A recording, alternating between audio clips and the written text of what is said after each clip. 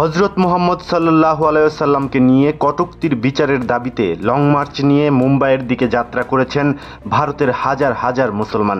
ক্ষমতাসীন বিজেপির এমএলএ এবং এক ধর্মীয় গুরুর বিচারের দাবিতে এই লং মার্চের ডাক দেওয়া হয়।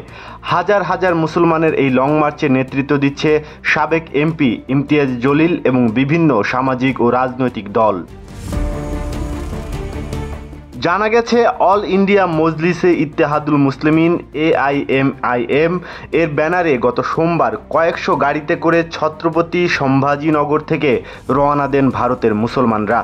ভারতীয় সংবাদ মাধ্যম টাইমস অফ ইন্ডিয়া জানিয়েছে, ত্রিরঙ্গ সম্বোধন সমাবেশ নামে লং মার্চ নিয়ে সোমবার সন্ধ্যায় মুম্বাই টোল প্লাজায় পৌঁছান এসব গাড়িতে থাকা প্রায় 12,000-এর বেশি মুসলমান। কেউ না বুঝলেও আমরা আপনার প্রয়োজন বুঝি, আর তাই তো অত্যাধুনিক ফিচার সম্বলিত বিভিন্ন সাইজ আর কালারের 250-টিরও বেশি ডিজাইন অপশন নিয়ে ওয়ালটন স্মার্ট ফ্রিজ বোঝে আপনার প্রয়োজন।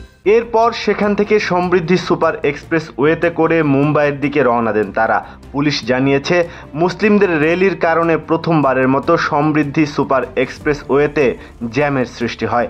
তবে বিশাল এই লং মার্চকে মুম্বাইয়ে ঢুকতে দেয়নি পুলিশ।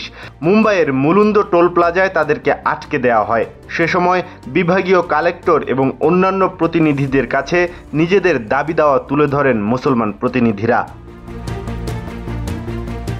খবরে প্রকাশ, বিজেপি এমএলএ নীতেশ রানে এবং ধর্মগুরু রামগিরি মহারাজের ঘৃণামূলক বক্তব্যের বিচারের দাবিতে এই লং মার্চ অনুষ্ঠিত হয়েছে। জানা গেছে, রামগিরি মহারাজ ইসলাম ধর্ম এবং মহানবী হজরত মুহাম্মদ সাল্লাল্লাহু আলাইহি ওয়াসাল্লামকে নিয়ে কটূক্তি করেছেন। অপরদিকে নীতেশ রানে তাকে আশকারা দিয়েছেন।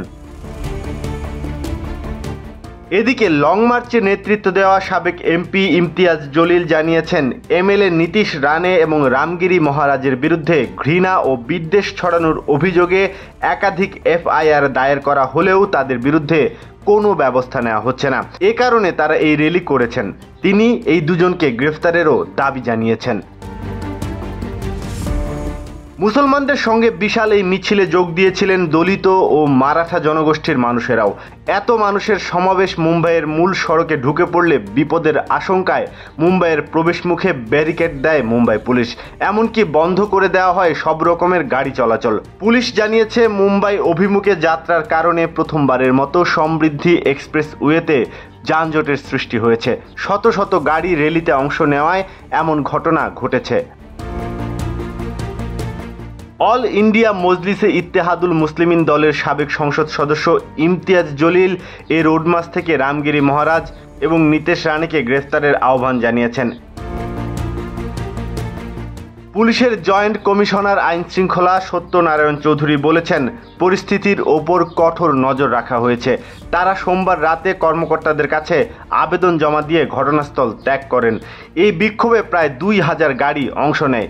তাদের রোধে মুম্বাইয়ের প্রবেশদ্বারে প্রায় 3,000 পুলিশ মোতায়েন করা হয়।